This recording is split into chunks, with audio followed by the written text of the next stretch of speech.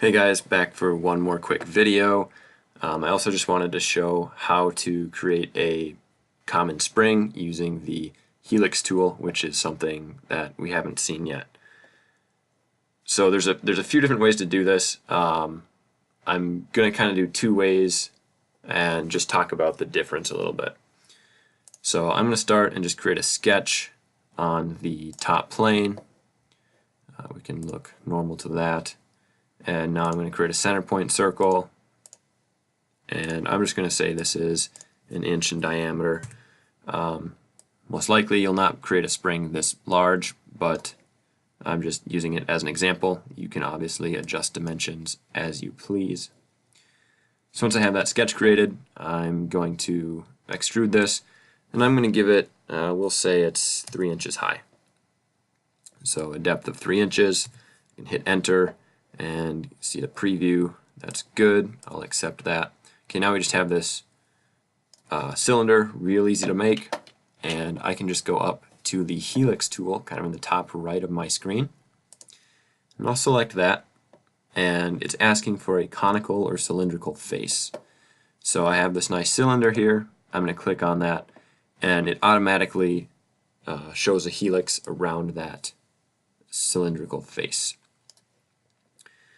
So a couple options here. I can turn this clockwise or counterclockwise. I can adjust the number of revolutions. So right now the helix is starting right down here on the front plane and then wrapping around 1, 2, 3, 4 times. So I can change this to 10 times.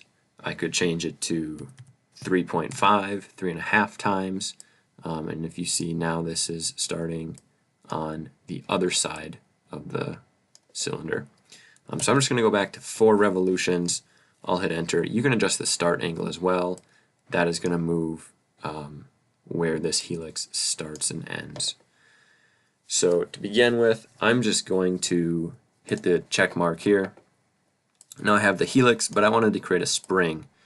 So I need to get rid of this cylinder. So I can do one way I can do this is right click on it and click on hide part. Another way is if I go down to the bottom left below the feature tree, if I hover over any of these, actually I see this little eyeball symbol and I can hide different parts. So right now this is hidden. I can show the part, so I click there, I see the part again, hover over it, click the eye, hide the part. Alright, so now we just have this sketch of a helix, and I want to create an actual 3D spring. So I'm going to go to the front face or front plane and create a sketch. I'm just going to create a simple circle, and I'll give it a diameter of 0.25 inches or 1/4 inch. And I see I just drew it kind of up here. What I want to do is now put this coincident on the end of that helix. I might have to use the project tool. Nope, looks like I can grab the end of that helix and the center of that circle using the coincident tool. So now, because I left my helix at a 0 degrees start angle, it was right on the front plane, the end of it, which allowed me to use the end of that helix as part of this sketch. And I can snap right to there. So once I have that, I can just hit the check mark and I see my sketch here. Now I'm going to go up and use the sweep tool right next to the revolve and the loft tool, and it's new solid because we don't have any other solids in here. It asks for the faces and sketch regions to sweep, so that is going to be like the cross-sectional area that we want to sweep first. So that's going to be my circle here, and then the sweep path. So that's what we want to create this cross-section along. So right now we created this helix that we're going to use as the path. So I will select that, and it takes a minute to load. Depending on your computer, it could take a while if you give it too many revolutions, so just be aware of that. Alright, so this is a quick way to do a spring. It came out pretty nice, that's great, really pretty simple. There's one other way I want to show you, because right now the height of this spring was defined by the cylinder that we had created. So I want to go back and actually just make the spring longer, but I don't want to go mess with the cylindrical part that I had before.